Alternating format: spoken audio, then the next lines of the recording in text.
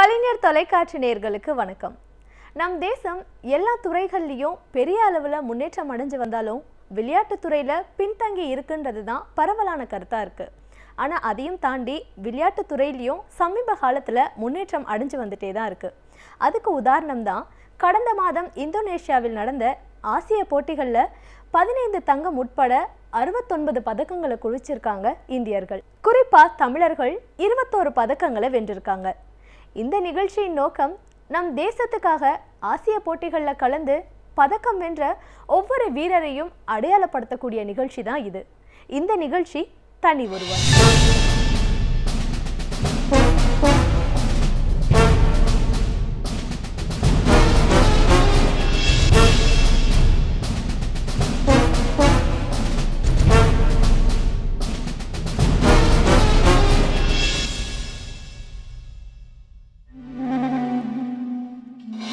நம்ம நிகழ்ச்சியில முதலாவதா நாம பெருமைப்படுத்த போற அந்த வீரர் தமிழகத்தை சேர்ந்த தருண் ஐயாசாமி.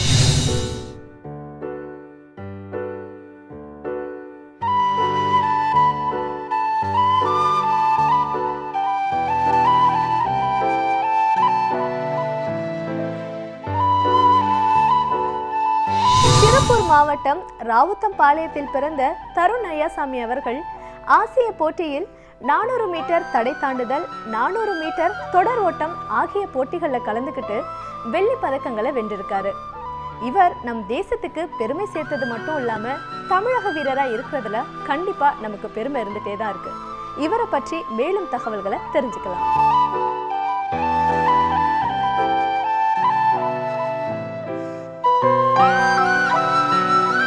தருண் வந்து 6வது படிக்கும்போது அத்லெட்டிக்ஸை ஃபஸ்ட்டு கேரியர் ஸ்டார்ட் பண்ணுறாரு. ஃபஸ்ட்டு முத தருண் வந்து அத்லெட்டிக்ஸை அந்த ஃபஸ்ட்டு ஈவெண்ட் ஸ்டார்ட் பண்ணதுன்னு பார்த்தீங்கன்னா 100, 200 இந்த 2 ஈவெண்ட்டு தான் ஃபஸ்ட்டு முத அத்லெட் ஸ்டார்ட் பண்ணுறாங்க.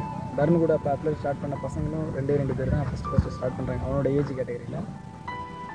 அதுக்கப்புறம் பார்த்தீங்கன்னா 6th, 7th, 8th வரும்போது அவன் இந்த 2 வருஷம் பொசிஷன் பண்ணிக்க முடியலன்னா தொடர்ந்து பயிற்சி செஞ்சுட்டு தான் இருந்தான்.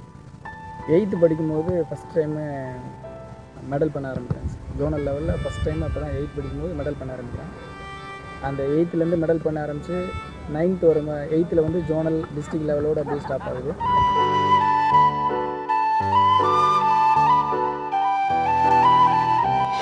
தருண் ஐயாசாமி 4வது படிக்கும்போதே தன்னுடைய அப்பாவை தவறிட்டாரு. அம்மா தான் இவரை வளர்த்துருக்காங்க. அம்மாவுடைய அரவணைப்பிலே வளர்ந்த இவர் சர்வதேச அளவில் தடகள வீரரா ஆனது எப்படின்றத இப்ப தெரிஞ்சுக்கலாம்.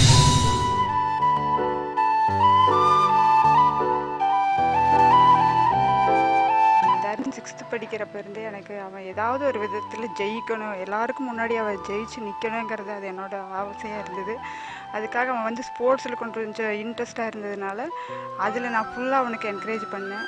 ஸ்கூலெல்லாம் கூட மற்ற சொந்தக்காரங்களாம் ஒரு சிலரெல்லாம் சொல்லுவாங்க, ஸ்போர்ட்ஸுக்கெல்லாம் இந்த அளவுக்கெல்லாம் அலோவ் பண்ணாதீங்க, படிக்க வைக்கிங்க அப்படின்னு எல்லாம் சொல்லுவாங்க. நான் அப்போ அதையெல்லாம் நான் அதில் காதில் வாங்கிக்கவே மாட்டேன். நீ அவங்க முன்னாடி நீ ஜெயிச்சு காட்டணும், நீ எப்படியாவது நீ வின் பண்ணி நல்ல நிலைக்கு வரணும் அப்படின்னு அவனை என்கரேஜ் பண்ணிகிட்டே இருக்குவேன். அவன் நிறைய டைம்லலாம் சோர்ந்து போகிற டைம்லலாம் என்கரேஜ் பண்ணிகிட்டே இருக்குவேன். தருணுக்கு ஒரு தங்கச்சி, அவள் இப்போ college 3rd year final year படிச்சுட்ருக்கிறான். தருணோட அப்பா வந்து அவன் 4th ஸ்டாண்டர்ட் படிக்கிறப்ப இறந்துட்டார். அப்போ இருந்தே ரொம்ப கொஞ்சம் கஷ்டப்பட்டு வளர்த்திட்டு வரேன்.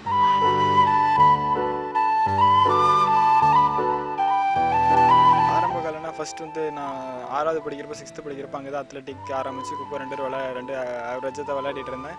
அங்கேருந்து போட்டிகளுக்கும் போவேன், ஜோனல் அது மாதிரி போவேன். சித்தப்பா சிவகுமார், சித்தி மோகனாவுடைய கூடுதல் உதவியால சர்வதேச அளவுல தடகள வீரரா ஆகணும்ன்ற இவருடைய கனவு நனவானது. ஆரம்ப நிலையில் வந்து தருண் ஒவ்வொரு கேம்ப்பு திருவண்ணாமலையில் நடக்க அந்த கேம்புக்கு போகிற டைமில் மற்ற மீட்டுக்கு மெயினான நேஷனல் மீட்டு அதுக்கெல்லாம் போகிறதுக்கு முன்னாடி வந்து எல்லாருக்கிட்டையும் சொல்லுவேன். மாமா கிட்ட, சித்தப்பா கிட்டெல்லாம் சொல்லுவேன். சித்தப்பா கிட்ட சொல்கிறப்ப நீ வந்து பார்த்துட்டு போ தருண் அப்படிங்குவார். அங்கே போனோன்னே எவ்வளோ உனக்கு வேணும்னு கேட்குவார். கேட்டோன்னே எவ்வளோ தருண் கேட்குறான்னா அந்த அமௌண்ட் அவனுக்கு கிடச்சிருக்கு. அந்த அளவுக்கு அவங்க சப்போர்ட் பண்ணியிருக்கிறாங்க. அப்போ வெளியில இருந்துட்டு ஃபோன் பண்ணுவேன், அம்மா எனக்கு சித்தப்பா கிட்ட சொல்லி எனக்கு அமௌண்ட் வாங்கி கொடு, 50,000 வாங்கி கொடு, எனக்கு 60,000 வாங்கி கொடுன்னு எவ்வளவு கேட்குறானோ அந்த அமௌண்ட்டு ஒரு அப்போவே கொடுத்துருவாங்க. ஃபஸ்ட்டு ரொம்ப பிரியமாக ஓடிட்டுருக்கிறான்.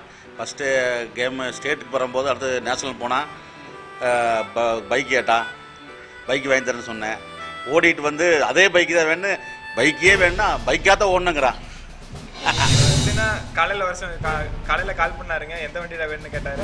எனக்கு R15 வேணுங்க சித்தப்பா பண்ணேன். இல்லை வெப்சைட் நல்லா இருக்குது, அது மைலேஜ் நல்லா தெரியும், எனக்கு R15 தான் வேணும்னு சொன்னார். அப்படி நான் சொன்னானுங்க. அப்புறம் ஒரு 5 நிமிஷத்தில் போய் ஷோரூமில் போயிட்டு கால் பண்ணார். சரி இந்த ஷோரூம் வந்துட பண்ணார். எந்த வண்டி தான் ஓகே இதான் ஒரு 10 நிமிஷத்தில் எல்லா வேலையும் முடிஞ்சு நாளைக்கு வீட்டுக்கு வர சொல்லி டைம் பார்த்து இந்த டைம் நல்லா இருக்குது, கையில் காசு கொடுத்துட்டாரு. போய் கொடுத்து ரிசிப்ட் வாங்கிட்டு போய் நாளைக்கு காலையில் எடுத்துக்கிட்டாரு. ஆனால் அதே மாதிரி தீபாவளி அன்னைக்கு 2013 தீபாவளி அன்னைக்கு காலையில் வண்டி எடுத்துட்டானுங்க. பிடிவாதேன். அப்புறம் அதிகமாக பேச மாட்டேன். அப்புறம் சிறுசுலேருந்து அம்மா எங்க கூட தான் இருந்தவன். அப்புறம் நான் தான் ஸ்கூல் கொண்டு விடுவேன். மெடல் பண்ணலைனாலும் சிரிச்ச முகமாக தான் இருக்கலாம். அதுக்காக தோத்துட்டு அப்படிங்கிறக்காக ஃபீல் பண்ண மாட்டேன். சர்வதேச போட்டிகளில் கலந்துக்கிட்டு பதக்கங்களை வென்று இந்திய தேசத்துக்கே பெருமை சேர்த்த இவர் எங்களுடைய ஊரை சேர்ந்தவர்ன்றதுல எங்களுக்கு பெருமையா இருக்குன்னு அந்த ஊர் மக்கள் இவரை புகழ்ந்து கொண்டாடுறாங்க.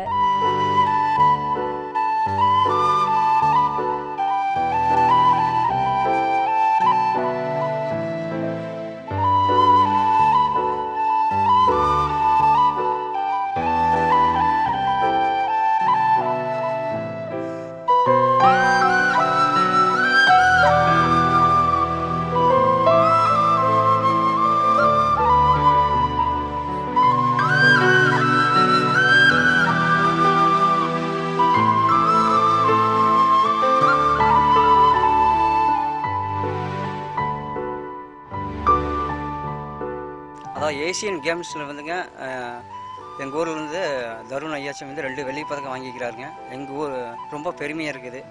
நான் என்ன சொல்கிறேன்னு வந்து வார்த்தையே இல்லை. அடுத்தது நடக்கிற மேட்சில் வந்து தங்க பதக்கம் கண்டிப்பாக வெல்லுவார் எங்களுக்கு வந்து நம்பிக்கை இருக்குதுங்க. எங்கள் ஊர் சார்பாக ராவுத்துபாளையம் ஊர் சார்பாக நான் வந்து தருணுக்கு வந்து ரொம்ப ரொம்ப பாராட்டுறேங்க.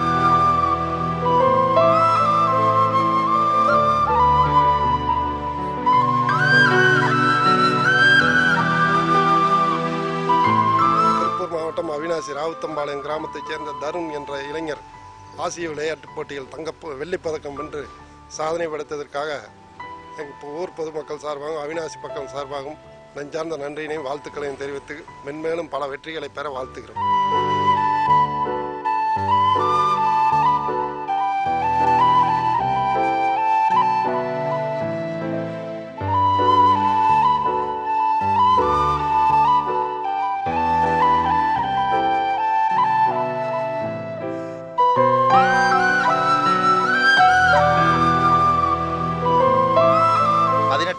ஆசிய விளையாட்டுப் போட்டி இந்தோனேசியா தலைநகர் ஜகார்த்தாவில் நடைபெற்றது. இதில் நமது இந்திய தேசிய கொடியை தருண் அவர்கள் பெற்றும்போது அடைந்த மகிழ்ச்சிக்கு அளவே இல்லை. இந்த சாதனையை பெற்று நமது ராவுத்தம்பாளையம் என்ற ஊரை உலக அளவில் பிரபலப்படுத்திய தருண் அவர்களுக்கு எங்களுடைய மிக்க நெஞ்சார்ந்த நன்றியை தெரிவித்து பாராட்டுகிறேன்.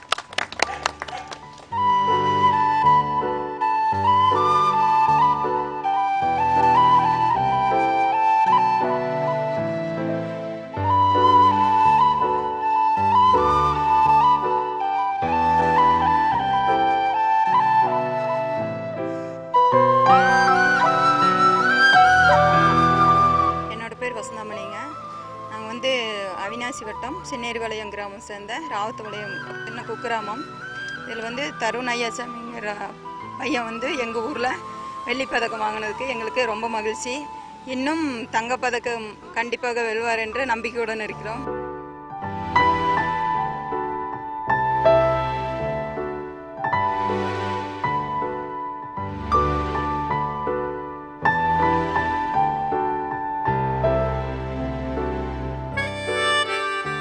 கலைஞர் அவர்களால் உருவாக்கப்பட்ட ஊரக விளையாட்டு மேம்பாட்டு திட்டத்தின் கீழ் அந்த கிராமத்துல நடத்தப்பட்ட விளையாட்டு போட்டிகள்ல இவர் கலந்துக்கிட்டு முதல் பரிசை வென்றிருக்காரு.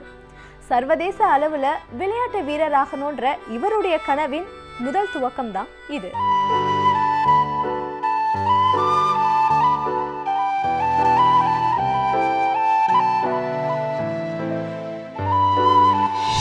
தருண் வந்துங்க 10 வயசுலேருந்தே எங்கள் கிராமத்தில் நமது கலைஞர் ஒரு திட்டம் கொண்டு வந்தார். தைப்பொங்கலப்போ வருஷம் விளையாட்டு போட்டி நடத்தணும்னு கலைஞர் உத்தரவு போட்டிருந்தாருங்க. அதன் பிரகாரம் நாங்கள் வந்து எங்கள் பஞ்சாயத்து சார்பாக நடத்தினோம். அதில் கூட தருண் வந்து முதல் பரிசு தான் வாங்கினாப்புல. அப்போ நாங்கள் வந்து சும்மா வெறும் 300 ரூபா மட்டும் படித்து கொடுத்தோம், ஒரு பாராட்டு சான்றிதழ் கொடுத்தோம். அப்போ வந்து கலைஞர் அதுதான் உத்தரவு. இப்போ வந்து எங்கள் பையன் வந்து ஆசிய விளையாட்டு போட்டியில் வெள்ளிப்பதக்கம் வாங்கியிருக்காப்புல. நாங்கள் வந்து மேலும் 2020 நடக்கிற ஜப்பான் நடக்கிற ஒலிம்பிக் போட்டியில் தங்கப்பதக்கம் வெல்லணும்னு ஒரு ஊக்கம் கொடுத்துருக்கோம். கண்டிப்பாக எங்கள் தருண் ஐயாசாமி அவர்கள் தங்கப்பதக்கம் பெறுவாருங்கிற நம்பிக்கை எங்களுக்கு இருக்குது. ராவுத்தம்பாலத்தில் வந்து அந்த டைமில் வந்து நான் சின்னதாக இருக்கிற டைம் வந்து தலைவர் கலைஞர் அறிமுகப்படுத்திய விளையாட்டு போட்டியெல்லாம் கிராம விளையாட்டு போட்டியெல்லாம் கலந்துக்கிட்டு இங்கே இருந்து ஃபஸ்ட்டு ப்ரைஸ் வாங்கி அதிலேருந்து ஆரம்பித்து நல்லா ஸ்போர்ட்ஸ் நல்லா அதுக்கப்புறம் தான் கொஞ்சம் கொஞ்சமாக படிப்படியாக பண்ண ஆரம்பித்தேன். அதுக்கப்புறம் ஜோனல், டிஸ்ட்ரிக்ட், டிவிஷனல், ஸ்டேட் அது மாதிரி போனது. 10வது வரைக்கும் மைக்ரோ ஸ்கிட்ஸ் ஸ்கூலில் படிச்சுட்டு இருந்தேன். சக்தி சார்கிட்ட ட்ரைனிங் பண்ணிட்டு படிச்சுட்டு இருந்தேன். அதுக்கப்புறம் 11th, 11, 12 வந்து செஞ்சுரி ஸ்கூலில் வந்து அழகேசன் சார்கிட்ட ட்ரைனிங் பண்ணிட்டுருந்தேன். அந்த டைமில் வந்து 10th, 12th 10th முன்னால் வந்து 8வது, 9வது அந்த டைமில் வந்து எஸ்டிடி கேம்புக்கு செலக்ட் ஆகிருந்தேன். கவர்மெண்ட் எஸ்டிடி திருவண்ணாமலையில் நடக்குங்க. அது வருஷத்தில் ஒரு 3 டைம் கேம்ப் நடக்குது. அது வந்து குவார்டர்லி, ஆஃப் இயர்லி லீவ், அது மாதிரி ஆனுவல் லீவில் நடக்குங்க. அந்த டைமில் அங்கே வந்து ஜெயக்குமார் ராஜான்னு ஆக்சுவலாக ஒரு மீச கோச்சுன்னு தான் சொல்லுவாங்க. அவர்கிட்ட ட்ரைனிங் பண்ணி அவர் அப்பவே சொன்னார், நீ ஓடுறது நல்லா இருக்குது, கண்டிப்பாக நீ ஃப்யூச்சரில் வந்து கண்டிப்பாக ஒரு பெரிய ஆளாக வருவேன் அப்படின்னு சொன்னார். அப்போ நான் நம்பல, சரி நான் சும்மா சொல்லிட்டு இருக்காரு அப்படின்னு நினச்சிட்டு இருந்தேன். அதே போல் அங்கே கொடுத்த ட்ரைனிங் வந்து இங்கே சக்தி சார்ட்ட எல்லாம் கலந்து பேசி அப்படியே அங்கே 10th வரையும் அங்கே பண்ணி ஸ்டேட்டு, நேஷனல்ஸ் அந்த டைம் ஸ்டேட்லேயுமே பைக்கா நேஷனல்ஸ்லேயும் மெடல் பண்ணேன். மெடல் பண்ணிவிட்டு அதுக்கப்புறம் மைக்ரோஸ்கூலில் 10th வரையும் தான் இருக்குது. 11th, 12th வந்து திருப்பூர்லேயே கொஞ்சம் நல்லா அத்லெட்டிக்ஸில் பண்ணுற ஸ்கூல்னு பார்த்தோம்னா செஞ்சுரி ஃபவுண்டேஷனில் அங்கே போய் வந்து எனக்கு ஃப்ரீ சீட் கொடுத்தாங்க. ஃப்ரீ சீட் கொடுத்து நல்லா என்கரேஜ் பண்ணி அங்கே கொஞ்சம் நான் அங்கே இருந்து ஒரு senior national, junior nationals plus south Asian games அதுக்கெல்லாம் ரெப்ரசென்ட் பண்ணி மெடல் வின் பண்ணேன். அங்கே 2-3 இன்டர்நேஷனல் காம்படிஷன் அந்த அங்கே இருக்கிற டைமே பார்ட்டிசிபேட் பண்ணி மெடல் வின் பண்ணேன். தன் தாயின் ஊக்கத்தால் தொடர்ந்து பள்ளிகளில் நடத்தப்படும் விளையாட்டுகளில் கலந்துக்கிட்டு மாவட்ட அளவிலும் மாநில அளவிலும் பல பரிசுகளை வென்று குவிச்சிட்டே இருந்தார். தருண் 8th ஸ்டாண்டர்ட் படிக்கிற டைமில் அவன் வந்து டிஸ்ட்ரிக்ட் லெவலில் நிறைய மெடல் வாங்கியிருந்தான். அப்போ அந்த மெடல் வந்து ஸ்கூலில் வந்து கொடுத்தாங்க, ஸ்கூலில் வச்சு. அப்போ ஸ்கூலில் வந்து கோஆர்டினேட்டர் மேடமாக இருக்கிற வித்யா மேம் அவங்க வந்து அந்த இடத்துல அழுதுட்டாங்க. அவங்க அவ்வளோ கண்ணீர் விட்டு அழுதாங்க. இவ்வளோ மெடல்ஸ் வாங்குறானே தருண், நீ நல்லா வரணும்னு சொன்னாங்க. அவன் அந்த டைமில் வந்து அப்போ வந்து இந்த அளவுக்கு வருவானெல்லாம் தெரியாது. அப்புறம் அதுக்கு பின்னாடி ஸ்கூலில் எல்லா principal, wise principal, teachers, student, அதுக்கு பின்னாடி செஞ்சுரி ஃபவுண்டேஷன் ஸ்கூலில் அங்கே பேரண்ட்ஸு, கரஸ்பாண்டன்ட்டு மேடம், ஸ்டூடெண்ட்டு எல்லாருமே அவனுக்கு ஃபுல்லாக சப்போர்ட்டாக இருந்தாங்க. அவங்க அவ்வளோ அவனை என்கரேஜ் பண்ணாங்க. ஒவ்வொரு டைம் அவன் வின் பண்ணிட்டு இன்டர்நேஷ்னல் லெவலில் வின் பண்ணிட்டு வர்ற ஒவ்வொரு டைமும் அவனுக்கு ஒரு ஃபங்க்ஷன் வச்சுருவாங்க, பாராட்டு விழா வச்சுருவாங்க, அடுத்த நாளே வச்சுருவாங்க. அடுத்த நாள் வச்சு அவ்வளோ நல்லா நடத்துவாங்க.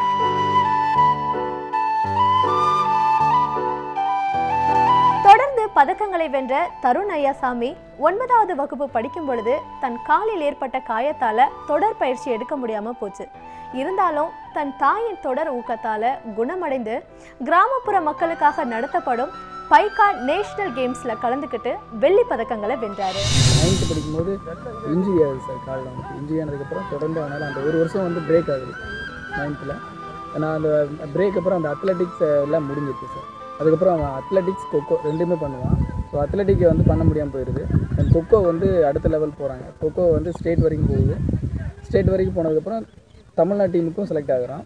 அந்த வருஷம் தமிழ்நாடு டீம் செலக்ட் ஆகி தமிழ்நாடு டீமுக்காக நேஷனல்ஸ் போய் ஆட்டு வந்தா அப்படிங்க. அதுக்கப்புறம் வந்து 10th படிக்கும்போது அந்த கேரியர் கண்டினியூ ஆகுது. மறுபடியும் வந்து அத்லெட் பண்ண ஆரம்பிக்கிறான். மறுபடியும் அந்த இன்ஜுரி வந்து ரெக்கவரி ஆகி அத்லெட் பண்ணுறான். ஜோனல்லேருந்து ஸ்டேட் வரைக்கும் 200, 400 2 ஈவெண்ட்டுமே ஃபஸ்ட் ப்ரைஸ், இண்டிவிஜுவல் சாம்பியன்ஷிப்பு. தென் அதுக்கப்புறம் வந்து நேஷ்னல் லெவலில் பார்த்திங்கன்னா அந்த வருஷமே அது பைக்கா நேஷனல்ஸ் கொல்கட்டா நடந்தது. அதில் வந்து பார்த்திங்கன்னா எனக்கு அப்போ ஏஜ் வந்து ஜஸ்ட் 15 தான். ஆனால் பைக்கா நேஷனல்ஸ் வந்து 21 இயர்ஸ் வரைக்கும் பார்ட்டிசிபேட் பண்ணலாம். ஸோ அந்த ஒரு காலேஜ் 3rd இயர் அந்த ஏஜில் இருக்கிற பசங்களோட அந்த 15 வயசில் காம்படேட் பண்ணி மெடல் அடிச்சாப்பி, சில்வர் மெடல் 2 சில்வர் மெடல் அடிச்சாப்பி.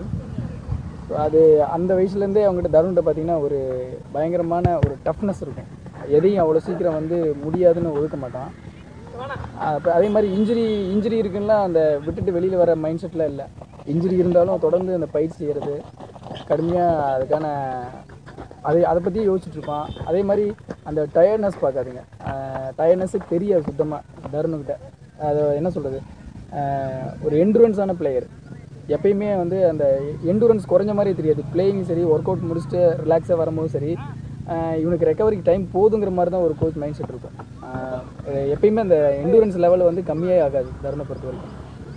அந்த மாதிரி ஒரு ஒர்த்தான நேச்சுரல் பிளேயர்.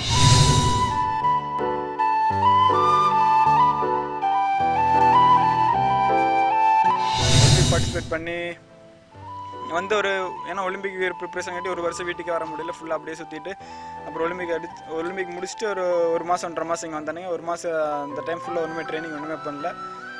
சடனாக போய் மறுபடியும் ட்ரைனிங் ஸ்டார்ட் பண்ணி சின்போனில் முழங்காலுக்கு கீழே அந்த எலும்பில் வந்து கிராக் விழுந்துருச்சு. பாடி லோடு தாங்க முடியாமல் கிராக் விழுந்துருச்சு. அது ரெடி பண்ணுறதுக்கே ஒரு வருஷம் ஆயிடுச்சு. ஒரு வருஷம் பக்கமாக ஆயிடுச்சு. ஒரு வருஷம் ஆகி அது மறுபடியும் கம்பேக்கு ஒரு 6 months ஆகி கிட்டத்தட்ட 1.5 வருஷம் ஆச்சு. 1.5 வருஷத்துக்கு அப்புறம் இந்த வருஷம் ஸ்டார்டிங்கில் மார்ச்சில் தான் ஃபெடரேஷன் கப் நடந்துச்சு. சத்யகுமார் அவர்கள் கிட்ட பயிற்சி பெற்று வந்த தருண் ஐயாசாமி அவர்கள் பின்னர் அழகேசன் கிட்ட பயிற்சி எடுத்துட்டு வந்தாரு. 2013 ராஞ்சியில் நடந்த சவுத் ஏஷியன் கேம்ஸில் கலந்துக்கிட்டு 400 மீட்டர் தடை தாண்டுதல், 400 மீட்டர் தொடர் ஓட்டம் ஆகிய போட்டிகளில் வெள்ளி பதக்கத்தை வென்றாரு.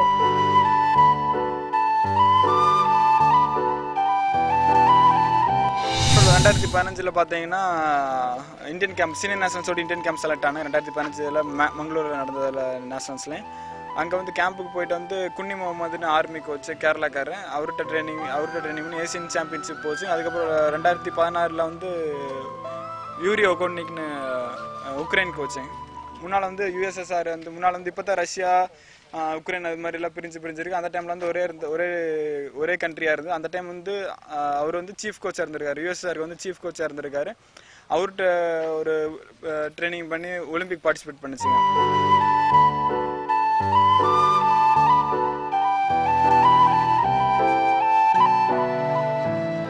தொடர்ந்து அசாம்ல நடைபெற்ற சவுத் ஏஷியன் கேம்ஸ்லயும் இதே பதக்கங்களை வென்றாரு. இப்போ ட்ரைனிங் பண்ற கோச் வந்து Russian USA coach Galina Bukharian, ஒரு 70 years old woman lady. By herself ஒரு Olympic bronze medalist, coach Olympic bronze medalist. அது போக வேர்ல்டு ரெக்கார்டு செட் பண்ண உமன்ஸ் 4x4 டீமோட கோச் அவங்க தான் அந்த டைம் முன்னால்.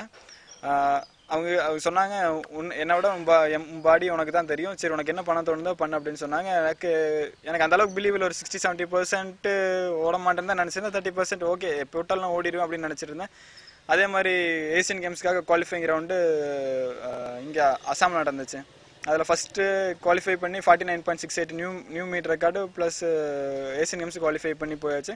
ஏசியன் கேம்ஸுக்கு அப்புறம் நாங்கள் வந்து இங்கே போயிருந்தேங்க, செக் ரிப்பப்ளிக் காம்படிஷன் ப்ளஸ் ட்ரைனிங்காக. அது வந்து கிளைமேட் கொஞ்சம் நல்லாயிருக்கும், சாப்பாடு ஃபுட்டும் நல்லாயிருக்கும். அது போக காம்படிஷன் வந்து அங்கே மந்த்லி ஒரு 5-6 காம்படிஷன் நடக்குங்க. ஒரு பெரிய மேஜர் காம்படிஷன் ஏசியன் கேம்ஸுக்கு முன்னால் அது கொஞ்சம் பார்ட்டிசிபேட் பண்ணால் கொஞ்சம் எக்ஸ்பீரியன்ஸாக இருக்கும், நல்லா இருக்குன்னு சொல்லி அங்கே கூட்டிகிட்டு போவாங்க.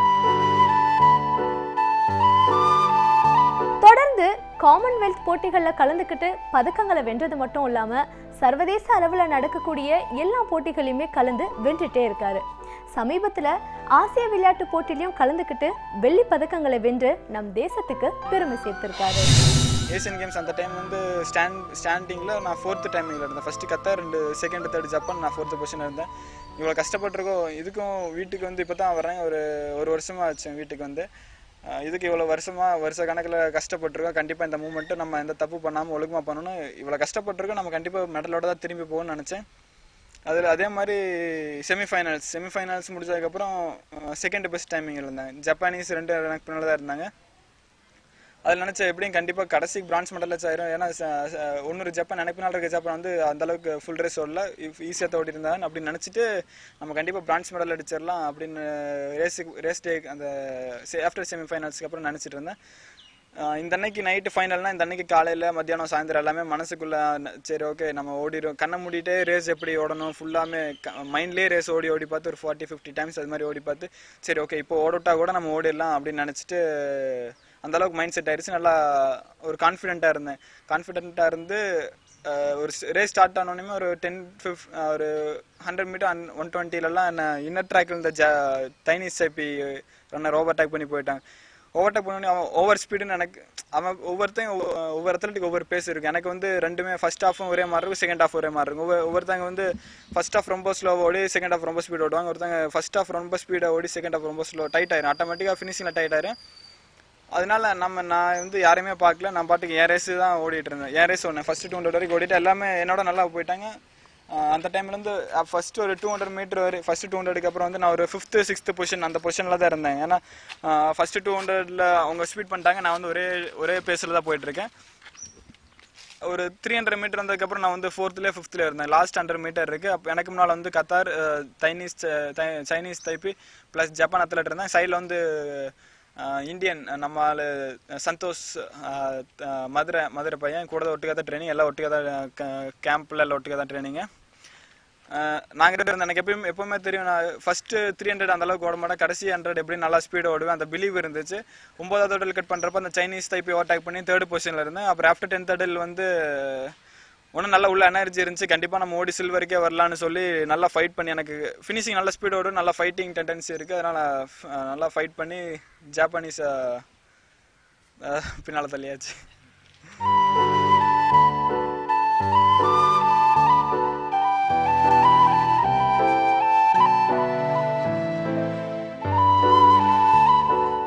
இந்தியாவின் கடைக்கோடி கிராமத்தில் பிறந்த தருண் ஐயாசாமி போன்ற வீரர்களின் சர்வதேச வெற்றி நம் தேசத்தின் ஒவ்வொரு கிராமப்புற மாணவனின் விளையாட்டு வீரராக வேண்டும் என்ற கனவின் விதை. ரிசர்ச்சை பொறுத்த வரைக்கும் இப்போ ஒரு கேம் எடுத்தால் அதில் வந்து முதல்ல கான்சன்ட்ரேட் பண்ணணும், நல்லாவே டெடிகேட்டிவாக இருக்கணும். கஷ்டப்படுறதுக்கு ஒரு ஒரு ஒரு ஒரு ஒரு பெர்ஃபார்மன்ஸ் பண்ணுறோம் அப்படின்னா, ஒரு ஈவெண்ட் எடுத்துக்கிறோன்னா லாங் பீரியடில் கண்டினியூஸ் பண்ணணும் முதல்ல. அது போக ஃபர்ஸ்ட் ஆஃப் ஆல் உள்ள ஸ்போர்ட்ஸ் ஃபீல்டுக்கு வரும்போது டிசிப்ளின் ரொம்ப முக்கியம். தருண் மாதிரி தருணை பற்றி சொல்லணும்னா டிசிப்ளின் வந்து அவுட்ஸ்டாண்டிங்காக இருக்கும், 100% டிசிப்ளின். அந்த மாதிரி பையன் இன்ன வரைக்கும் தருண் அப்படி இப்படின்னு சொல்லவே முடியாது. ஒரு ஒர்க் அவுட் கொடுத்தாலும் சரி, எது பண்ணாலும் சரி, பசங்களோடையும் சரி, தருண் அந்த கரெக்டாக வச்சுக்குவான். டிசிப்ளின் சைடில் வந்து குட்டாக இருந்தான், அதனால தான் இந்த அளவுக்கு போக முடியுது. அதே மாதிரி ஒரு ஒரு ஸ்போர்ட்ஸ் மேனை ஃபஸ்ட்டு இப்போ இருக்கிற இந்த சுச்சுவேஷனில், இப்போ இருக்கிற சூழ்நிலைகளில் வந்து ஒரு ஸ்போர்ட்ஸ் மேன் வந்து டிசிப்ளினாக இருந்தால் மட்டும்தான் குறைஞ்சபட்சம் அடுத்த லெவல் போக முடியும். அதுக்கப்புறம் அவங்க ப்ராப்பராக அந்த டெடிகேட்டிவாக இருக்கணும் சார். ஸ்போர்ட்ஸை பொறுத்த வரைக்கும் டெடிகேட்டிவ் இல்லைன்னா கட்டாயமாக வந்து சைன் பண்ணுறதுங்கிறது கொஞ்சம் சிரமமான விஷயம்.